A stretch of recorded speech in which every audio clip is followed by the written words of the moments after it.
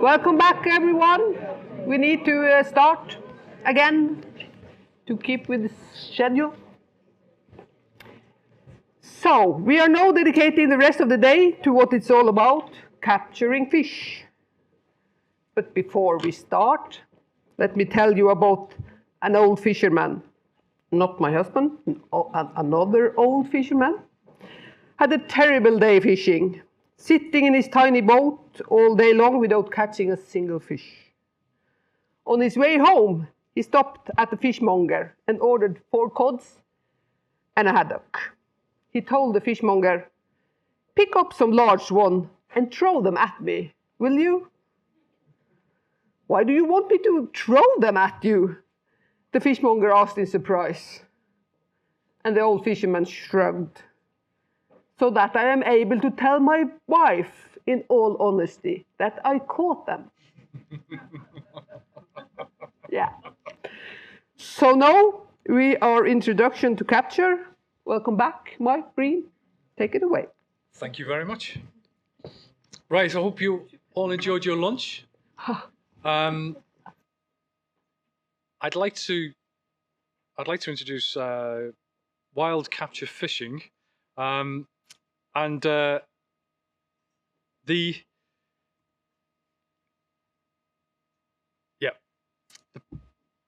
perspective I'm coming from, and you'll be seeing some old work here. So this is a little bit of an autobiography. You'll be seeing some of my older work, and the point is, some people have said catch welfare. It's a new idea. Well, actually, when I first got into fisheries science, I was involved in looking at the survival of escaping fish, and that quickly introduced me to animal welfare. But that was 30 years ago. So some things aren't so new, and we can still learn from some of the old work. And I will be my apologies, but I will be introducing some of that old work here, as well as some new stuff as well, I hope. Right, we've already seen this diagram, and we've hopefully at least interested you in the potential that good welfare practices in commercial capture fisheries have the potential to improve sustainability by reducing unwanted catches through good selective practices, reducing collateral mortality, unwanted mortality, and food spoilage. We can also maybe increase profitability through better meat quality and product shelf life. And also, we can hopefully improve the ethical status and reputation of the fisheries. We need to do this by identifying key stresses and mitigating for them. So what I'd like to do now is take a little journey through the capture process and give you some examples on how this can be done. And in doing this, this is going to become a common feature for the rest of the 3 days. People will keep on referring to this. And I'm actually focusing on 3 areas: capture, retrieval, release and escape, and the stresses and mechanisms associated with it.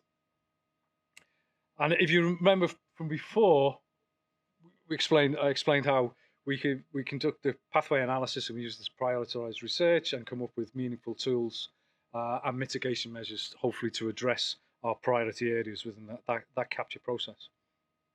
Now, before we move on to capture, I'm going to look at retrieval first. Why am I looking at retrieval first? Because basically I want to remove it out of the equation for a little while. Retrieval involves dramatically changing the environment. The fish, the environmental parameters of the fish are experiencing under normal conditions to completely alien conditions. Change of temperature, change of pressure, and there's physically very little we can do with that now. So one of the best strategies for avoiding stress to any catch you don't want, any unwanted catch, is ensuring that you focus on just transferring them at depth from the capture to the release group. And you do that in the most efficient way possible, ideally using selective gears, but we'll discuss some strategies. And if we do this, we can eliminate a large majority of the stresses. And we make the potential survival of those animals far more likely. How can we do this? There's three main strategies. We can simply avoid them by knowing where our unwanted catch is, or whether it's entering the gear.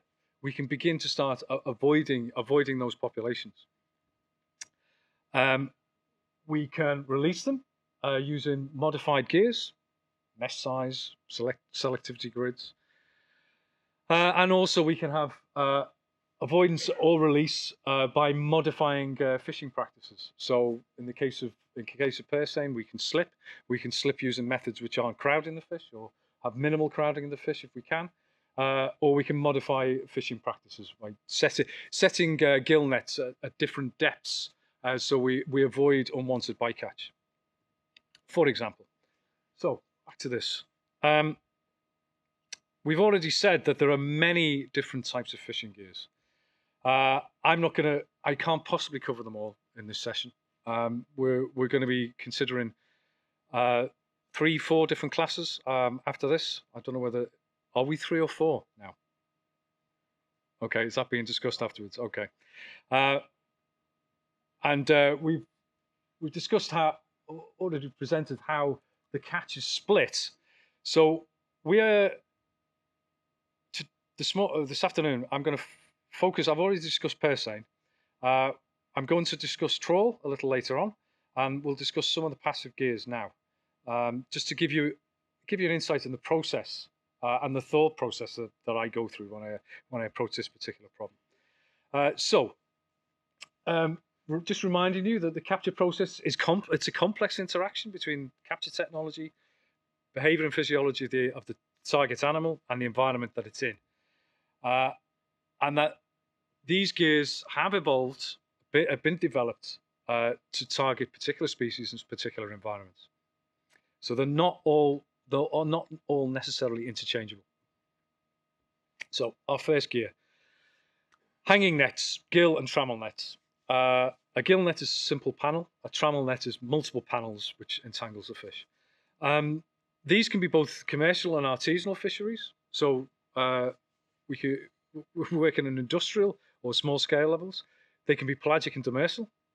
In fact, gill nets are really easy to use. That's why they're so prolific, because it's a very simple gear to use. You just need the net and put it in the water. There's not a great skill set. You learn sort of the most appropriate depths and how to use it in the correct tidal conditions. It doesn't take a great deal of skill to operate a gill net. And the targets can be everything: fish from cod to tuna, crustacea, spiny lobster in the Mediterranean, for example, cephalopods, pelagic squids. And the method is, it's stealthy. It interrupts the path of migration, or the swimming path of its target, and it simply entraps it in the net. And in that gear, we can have soak times of 6 hours, a tide, or half a tide, to days, even weeks if the gear is lost. And their big problems are unwanted catch, particularly mammals, birds, and turtles, and ghost fishing. And it is typically associated with poor quality. And the poor quality is mostly because of the soak times. We have long soak times, and the animals generally die in the net itself. So from this, we can populate our matrix. We can see we've got a very prolonged capture period, and our main stresses during capture: constriction and injury. But we've also got fatigue and hypoxia, which can lead into buildup of lactate. Hence the degradation in meat quality. What can be done? Well, we can reduce soak times to improve quality. That can be challenging, and it requires extra effort from the fishermen. I've heard suggestions of thicker twines, but then that undermines the stealthy nature of the gear. It's far easier for the target catch to see that gear, so probably not very acceptable by the fishermen.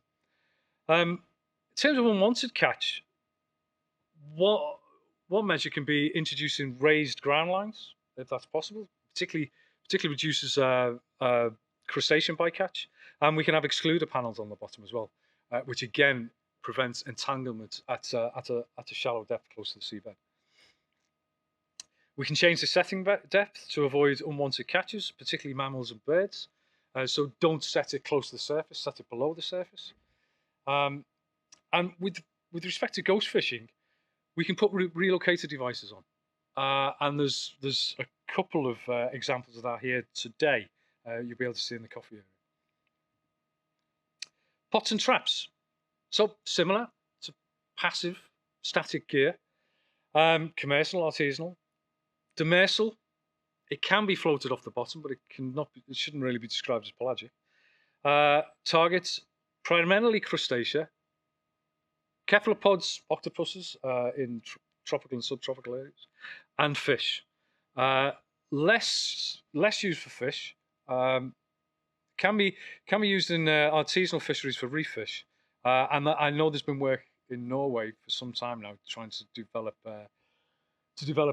pots for gadoids, particularly cod.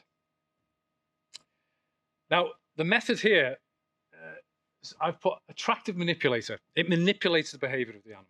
It attracts the animal into a trap. Soak times can be over 6 hours to days. Again, the main problem with this is unwanted catch and ghost fishing. But here, we tend to have high quality, even with long soak times, because the animals generally stay alive in the net, in the trap. Not always, if we have a predator in with them. And the main issues with welfare with the pots is potentially crowding if they're left in too long and they're overfilled. But and we have predation potentially. The main issues are really with retrieval. Because we're bringing them back from depth, we're changing hydrostatic pressure, changing temperatures. So that's where the main stressor appears. That's why we tend to take catches alive with pots. So it's a potentially good welfare gear.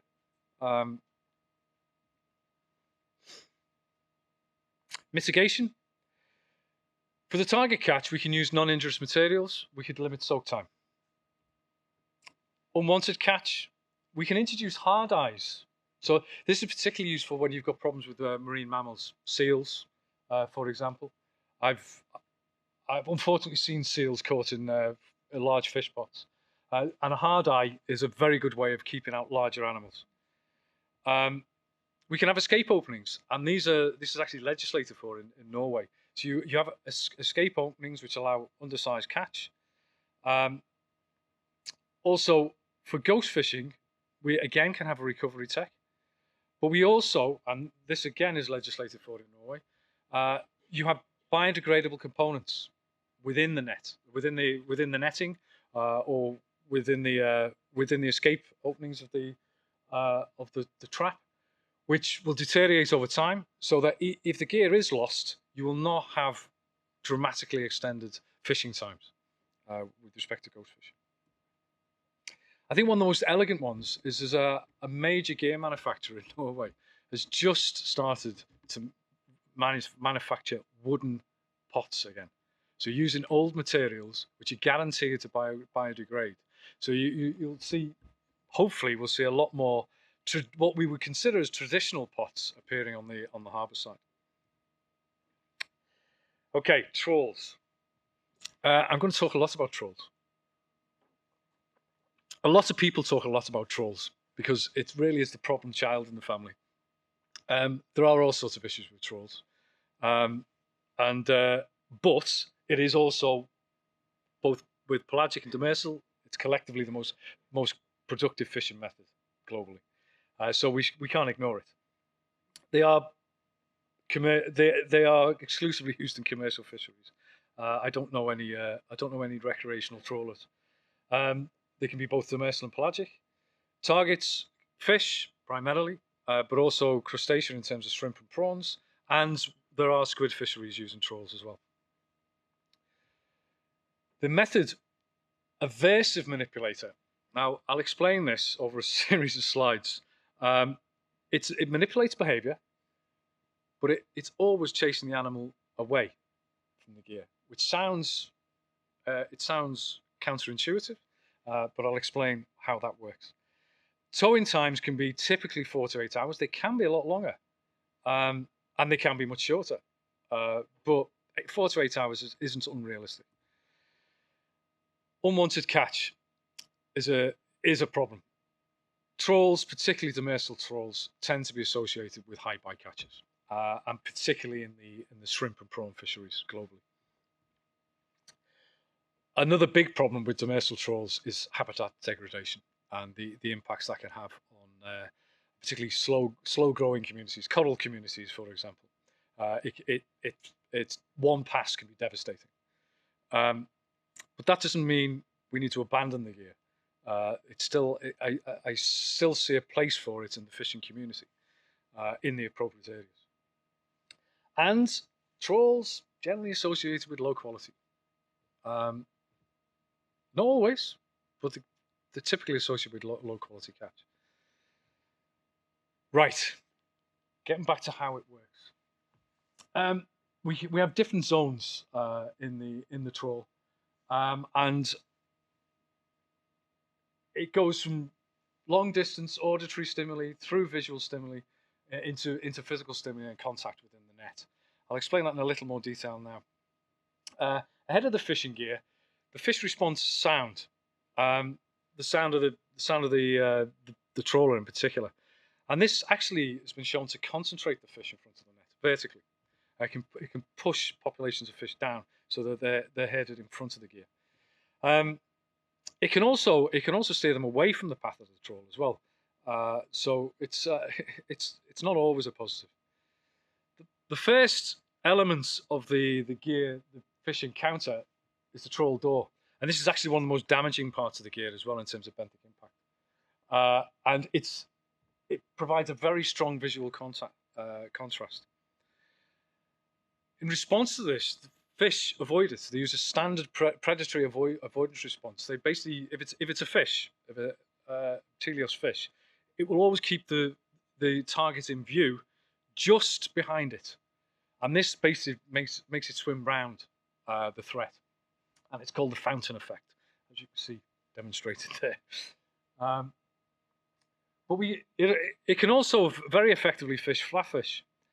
Again, chasing it in front of the ropes, and they move progressively down these ropes, depending on the path of the fish down that rope will determine whether it's going to be caught or not. So the trawls are generally less efficient for flatfish than they are compared to roundfish. Now, in the mouth of the trawl, we start to see far stronger contrast, and it gets very noisy. So we're getting auditory stimuli here as well. And this initiates what we refer to as the optomotor response. They try and keep up with the trawl at this point, if they're physically capable of. And this is where the exhaustion of the fatigue stressor begins to really start to make a play. And we can have differences between species, and this can actually be used to we can selectively catch and allow other fish to escape by focusing on these different behaviours at the mouth of the trawl, or later on in the trawl as well. In low light level conditions, we have increased likelihood of contact with the mouth of the net and with the ground gear, which can have implications for injuries and survival afterwards. So inside the trawl, this is a very old video. I've got a much nicer video for you in a second. Inside the trawl, we're seeing optomotor response here. The fish are trying to keep up with visual references inside the gear. All they appreciate is suddenly the current has increased, and they're trying to keep up with that in terms of their visual reference. Then they pass down into they no longer can keep up with whatever visual reference they have. They fall back into the net. They're becoming fatigued. They become constricted in the extension. That was a video which should be working, it isn't, which shows you how crowded it can become in the cod end. Here we can see it's very crowded in the cod end. Fish are being pressed up against the outside of the meshes. And I would love to get an oxygen meter in there. I still haven't succeeded yet. I'd like to know what the hypoxic conditions are like inside that cod end, and maybe you could explain why lactate levels are so high. Is it just fatigue, or are we seeing hypoxic effects inside the net? Right. Yes. This has been very kindly loaned to me by Roger Larsen from Tromsø University, and I think this is a beautiful example of a journey through a trawl. Actually, do we have sound?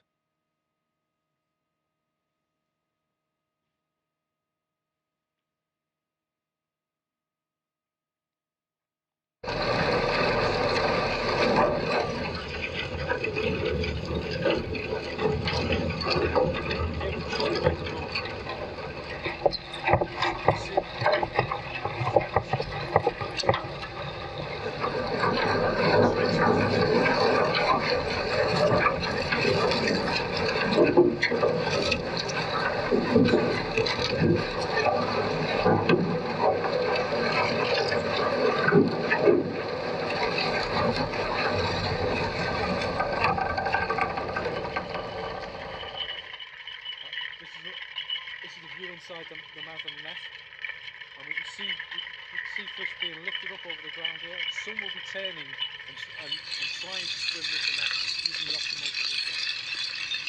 You can see the head of the ground here. There we see fish trying to swim ahead.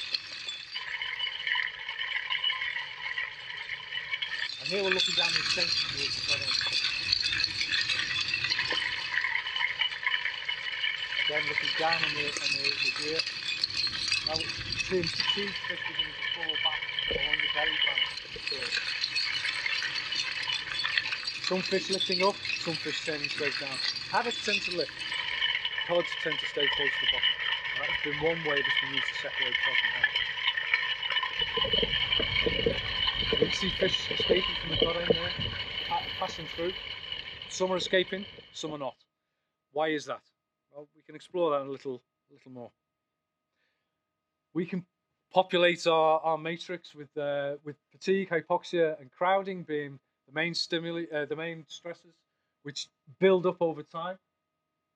Injury being a constant threat as the animal comes in contact with the gear.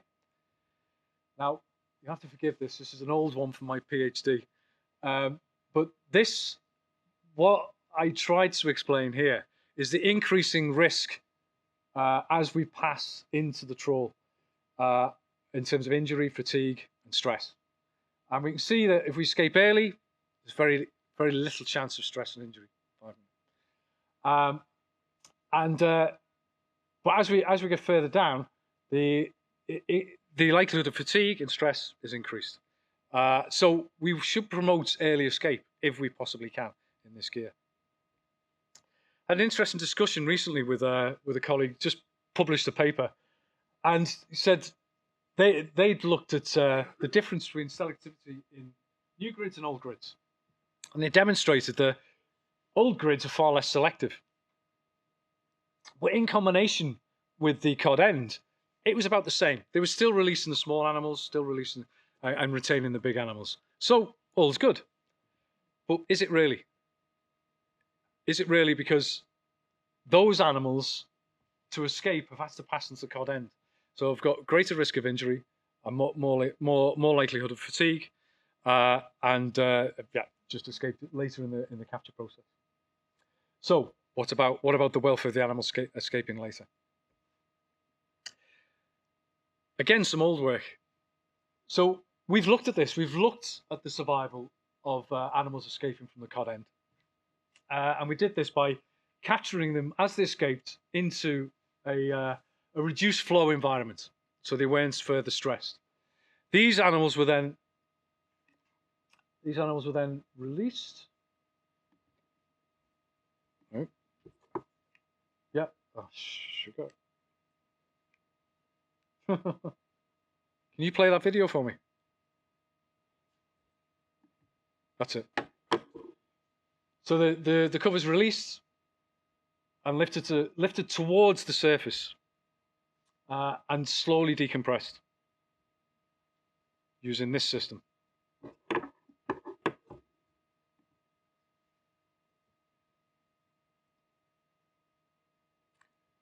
And this is why decompression of fish, which I've heard suggested, and slow recovery of a fishing gear, because to decompress from about 80 meters to about 20 meters took us about 6 hours. It's not really practical in the context of a fishery. The fish were then transferred inshore in a protected environment, and we put them into cages on the seabed, and then they were kept there for 3-4 weeks. We looked at that. We looked at survival. We looked at injuries in the animals surviving and the injuries in the animals that died. And what this showed us is that we can keep fish alive. We could keep fish alive in the control groups, which basically passed straight through and into the cover. And we had a relatively low mortality in the larger fish, but in the smaller fish, which is the main target to release, we had an increased mortality, particularly amongst the smaller fish. And this was seen in whiting too. We also had, and this fits in with what I said before about the increased stresses during retrieval. We had a dramatically increased mortality rate in animals that were escaped near the surface, both in the one group and the null group haddock. I'm not going to cover this because we don't have time.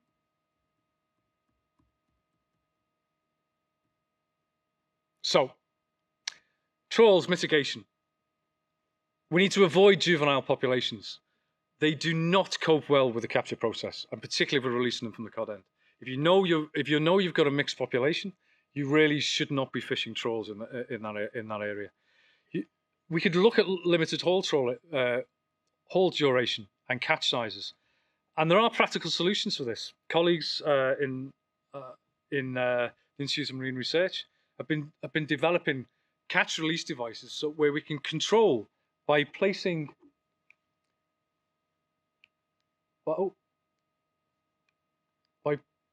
by placing a releaser here. We can control how much catch is taken. When the cod end is full, the fish are released through large openings ahead of the cod end. And we have devices which indicate to the skipper when the cod end is full. So the fisher knows how much catch he's got, and any unwanted catch is released, or any excessive catch is released. We can use non-injurious materials in the cod ends, and we can protect the catch in the cod end, which is going to be discussed a little later this afternoon.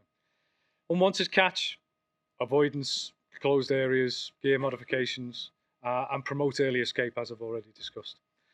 And habitat disturbance. Again, we can avoid sensitive habitats, or there are various examples of gear modifications to trawls, or different practices like lifting the trawl doors off the seabed, called semi-pelagic, which can reduce benthic impact. So it doesn't have to be as devastating as it can be. I'm not going to cover this now. So, am I at time? That's great. Thank you. Right. So, I'll hand back over to Anna May. Are you going to be introducing Tom? You are. Great. Right. So, thank you very much for your attention.